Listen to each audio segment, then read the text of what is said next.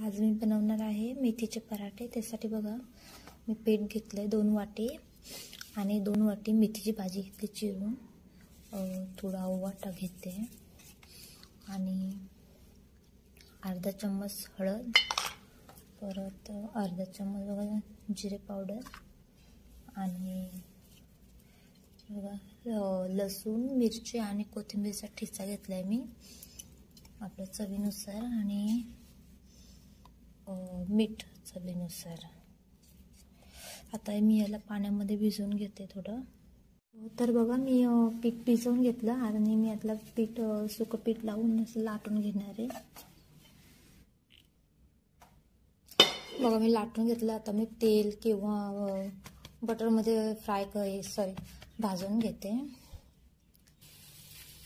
तो का आपण आता तेलामध्ये पराठा भाजून घेऊया। तर पराठा बघा आपला रेडी झालेला आहे। आपण या पराठ्याला दह्यासोबत खाऊ शकतो किंवा टोमॅटो सॉस झाले, खोबऱ्याची चटणी किंवा तिळाच्या चटणीसोबत आपण खाऊ शकतो। तर तुम्ही पण ट्राय करा मेथीचा